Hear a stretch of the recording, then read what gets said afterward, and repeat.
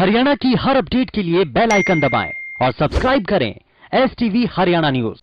नमस्कार, हमारे खास कार्यक्रम में आपका स्वागत है। आपके साथ मैं हूं खालिद हसन। संक्रमण तेजी से बढ़ रहा है। बढ़ते कोरोना के मामलों के बीच हर तरफ लोग परेशान हैं। कोई ऑक्सीजन की खोज में है तो कोई अस्पताल में बेड मिलने में 7 से 8 घंटे का वक्त लगा रहा है। अस्पतालों के बाहर भी बेड के लिए लोगों की लंबी कतार देखने को मिल रही है।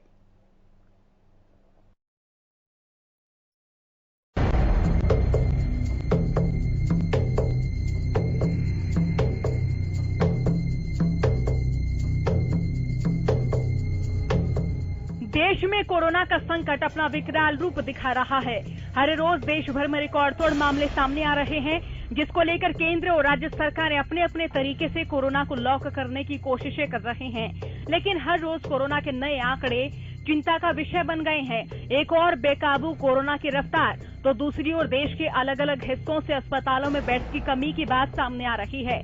देश में इस वक्त हालात बद से बदतर हो गए हैं। पिछले 24 घंटे में देश में कोरोना के 3,92,488 केस सामने आए हैं और वहीं कोरोना से पिछले 24 घंटे में 3,689 लोगों की मौत हुई है, जबकि 3,07,865 लोग इस बीमारी को मात देकर घर लौट चुके हैं। हरियाणा में भी कोरोना की रफ्तार बरकरार है। प्रदेश में 24 घंटे में 13,588 नए मामले सामने आए हैं। आइए ग्राफिक्स के जरिए आपको बताते हैं प्रदेश के ताजा आंकड़े। प्रदेश में कोरोना का कहर जारी, कोरोना की रफ्तार बेलगाम।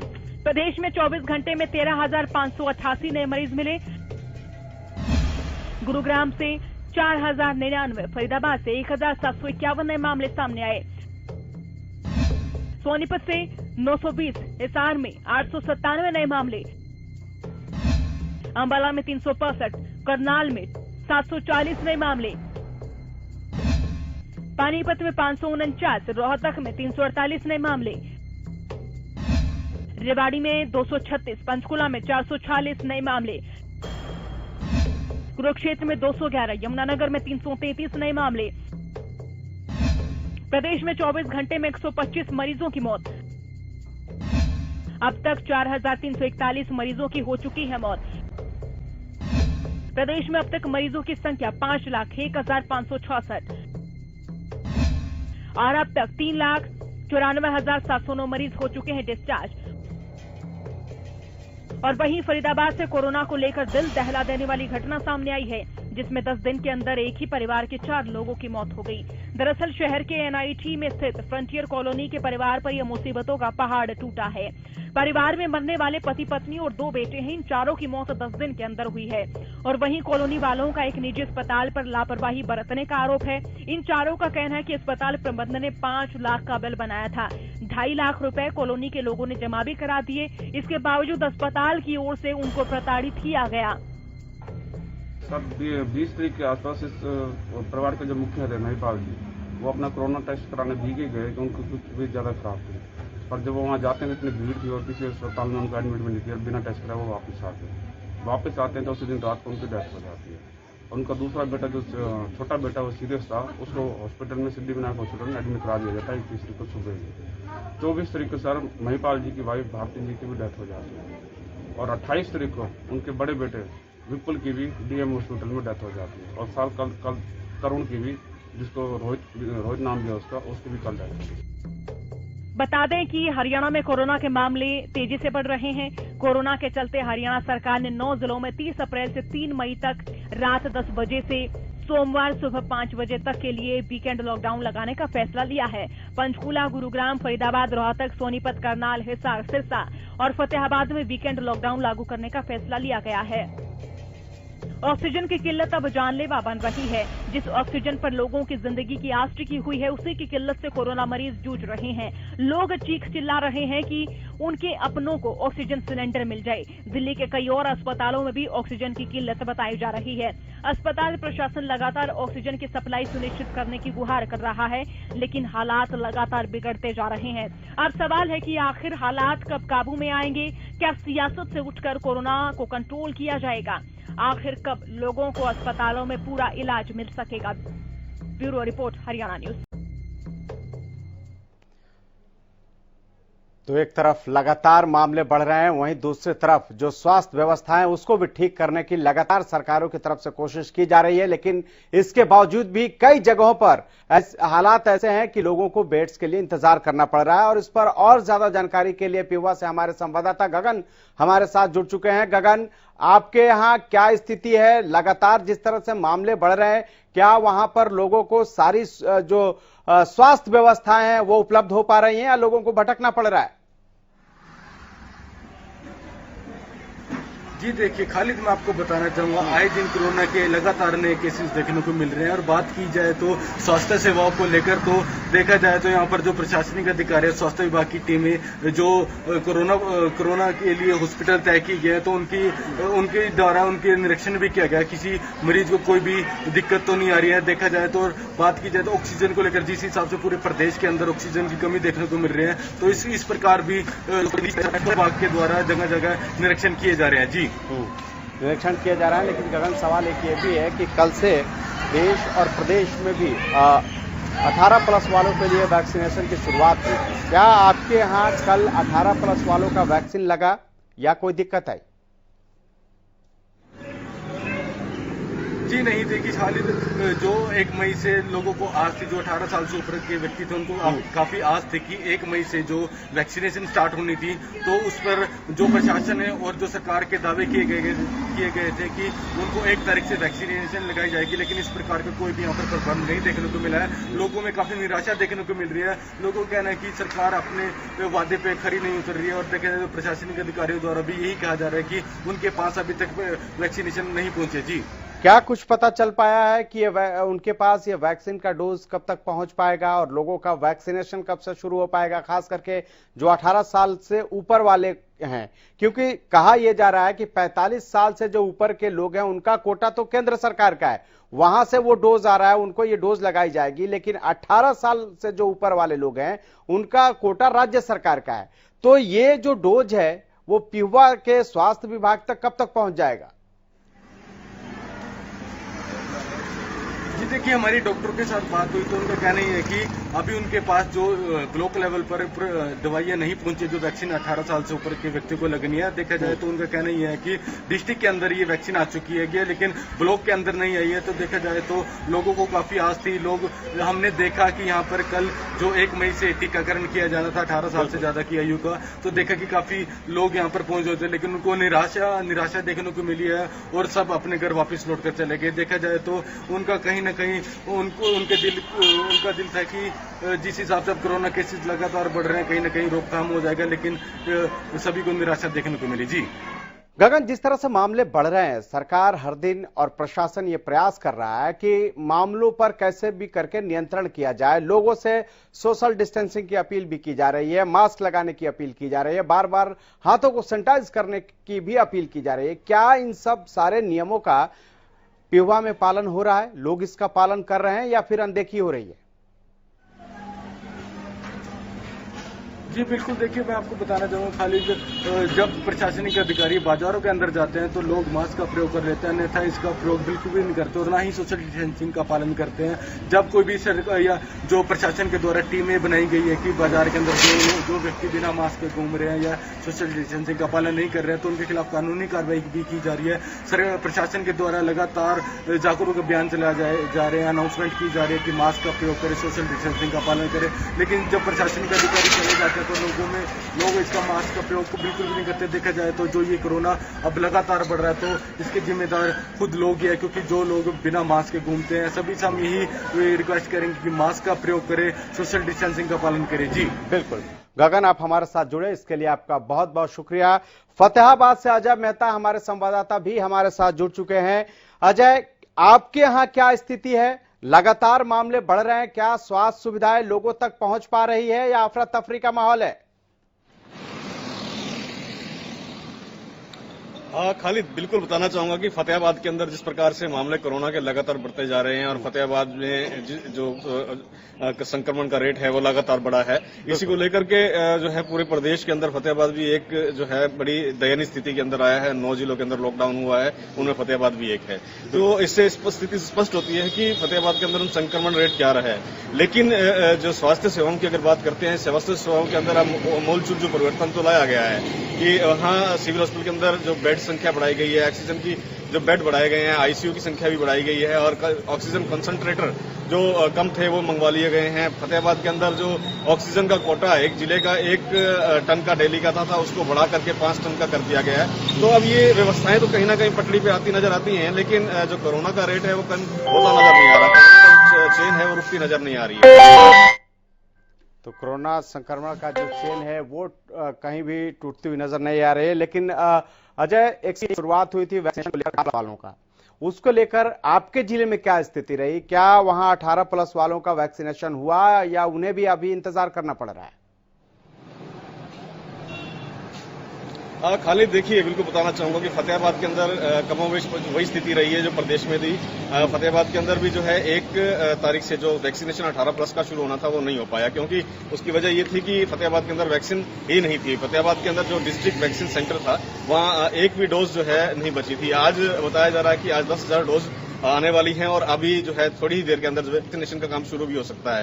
तो ये मान के चल रहे हैं कि आज और कल जो है 18+ की जो वैक्सीनेशन बड़े पैमाने पर होगी। अभी जो हमने ऑनलाइन डेटा चेक किया है उस डेटा के अंदर भी नजर आ रहा है कि आज के और कल के जो स्लॉट हैं वो करीब जो है सेशन साइट्स के अंदर फुल हुए हैं। इसका अर्थ यह है कि बड़े पैमाने पर जो है आज और कल पे वैक्सीनेशन होनी है। जी, आज और कल बड़े पैमाने पर वैक्सीनेशन होनी है। लेकिन इसके साथ आपने जैसे बताया अजय कि आपका भी जो जिला है वो भी वहां पर भी जैसे 9 जिलों में लॉकडाउन लगाया गया तो वहां भी लगाया गया है। क्या वहां पर इस लॉकडाउन का असर दिख रहा है? लोग इसकी पालना कर रहे हैं या फिर अभी भी अनदेखी हो रही है?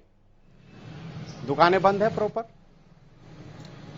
खालिद, देखिए, बिल्कुल खालिद, मैं आपको दिखाना भी चाहूंगा कि देखिए मेरे पीछे भी देख पा रहे होंगे कि सारी मार्केट कंप्लीट बंद पड़ी है ये सारी। लेकिन एक चीज ये है कि लोग तो अभी भी कुछ ना कुछ किसी न किसी बहाने से बाहर निकल रहे हैं। सरकार प्रशासन चाह रही है कि लोग बाहर ना निकलें, कि अगर अति आवश्यक हो तो उस मोड के अंदर बाहर निकले।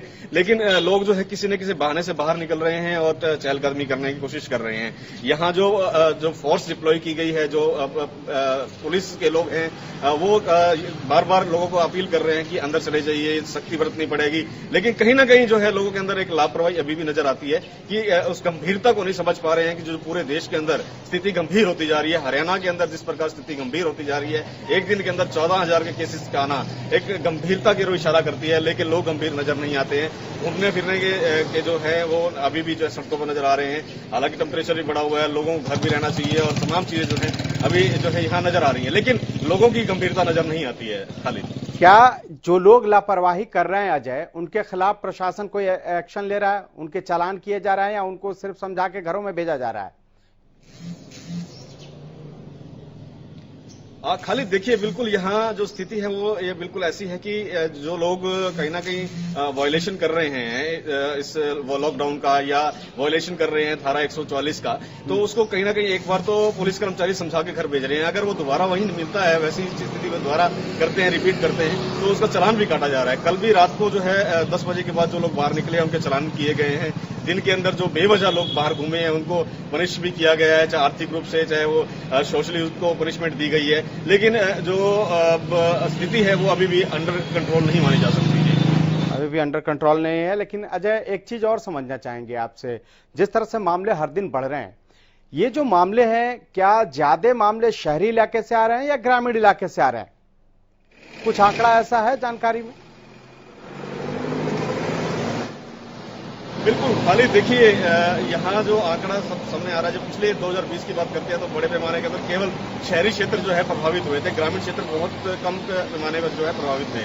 लेकिन इस बार ग्रामीण क्षेत्र भी जो है बड़े पैमाने पर प्रभावित हो रहे हैं। ग्रामीणों का कहना है, जो लोग यहाँ इलाज कराने के लिए आते हैं उनका कहना है कि उनके गाँव के अंदर बड़े पैमाने के अंदर जो लोग बीमार पड़े हुए हैं, संभवतः वो कोरोना से जो है ग्रस्त हैं और कई लोगों की रिपोर्ट भी पॉजिटिव आ चुकी है। अगर हम शहर की बात करते हैं, शहर तो लगभग यूं मान के चलें कि हॉटस्पॉट बना हुआ है। फतेहाबाद शहर जो प्रॉपर शहर है हैं। इसके अलावा जो साथ लगते रूरल एरिया है, ग्रामीण क्षेत्र है, वहां पर भी बड़े पैमाने पर जो है लोग जो है कोरोना संक्रमित हैं। इसकी बड़ी वजह खालिद ये रही है क्योंकि अभी फसली सीजन है, किसान जो मंडियों में भी आ रहे हैं, बाजारों में भी हैं, तो कहीं ना कहीं इसकी एक बड़ी वजह ये नजर आती है कि अगर किसान खेतों में होते हैं या आइसोलेटेड होते हैं तो शायद इतने बड़े पैमाने पर नजर नहीं आते। मंडियों के अंदर फसल लेकर आके आना भी उनकी एक मजबूरी है। इस वजह से जो है बड़े पैमाने पर लोग आते हैं और उस वजह से संक्रमण का शिकार भी हो रहे हैं। खालिद, चलिए अजय, इस तमाम जानकारी के लिए आपका बहुत बहुत शुक्रिया। झज्जर से हमारे संवाददाता रामाकांत भी हमारे साथ जुड़ चुके हैं। रामाकांत, सवाल यह है कि आपके यहां कोरोना को लेकर किस तरह की स्थिति है और क्या वहां पर लोगों को पूरी सुविधाएं मिल पा रही हैं स्वास्थ्य व्यवस्था से जुड़ी हुई? जी बिल्कुल खालिद, मैं बताऊं कि कल 24 घंटे में 264 एक्टिव मामले सामने आए थे, वहीं 275 लोग ठीक होकर अपने घर भी लौटे थे।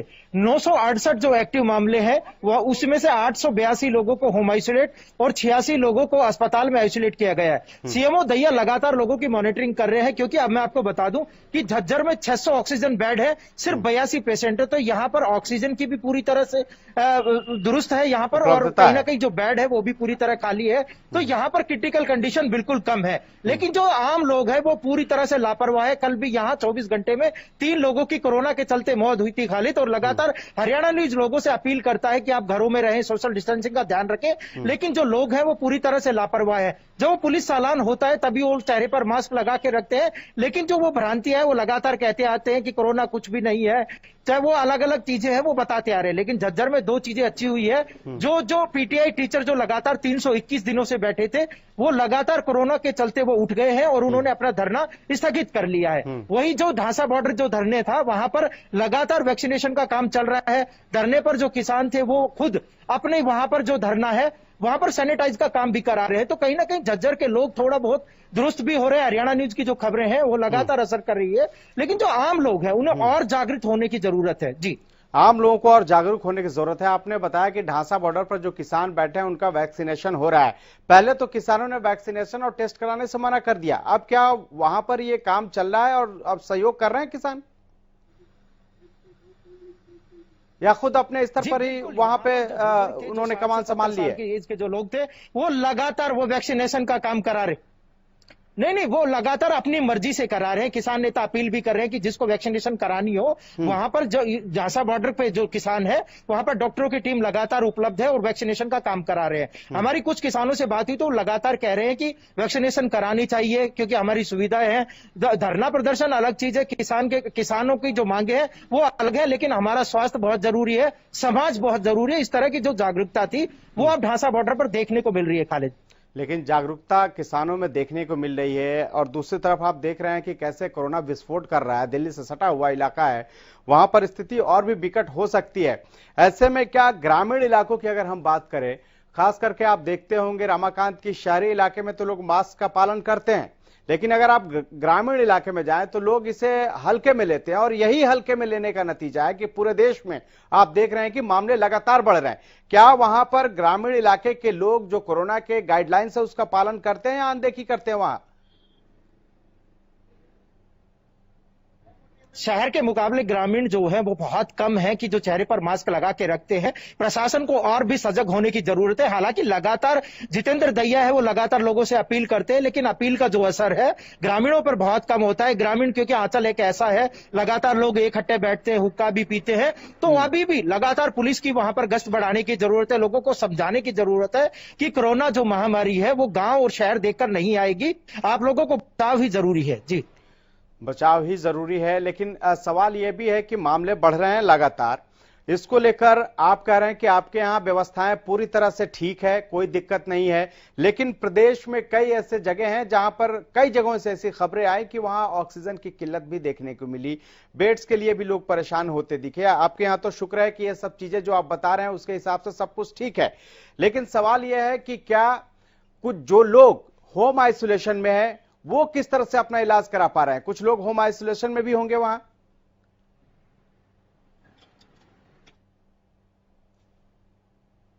तो तो रमाकांत लगातार उनके घर पर जाती है और लगातार उन लोगों का ट्रीटमेंट चल रहा है। उन लोगों को वीडियो कॉन्फ्रेंसिंग के जरिए भी जो ट्रीटमेंट है वो दिया जाता है। जो एएनएम और जीएनएम जो उनकी आशा वर्कर है वो लगातार जाती है, उन्हें दवाइयां देती है, उन लोगों की इम्यूनिटी पर बूस्ट हो उसलिए जो दवाइयां हैं सरकार की तरफ से उन लोगों को वितरित की जा रही है। ठीक है रमाकांत, इस तमाम जानकारी के लिए आपका बहुत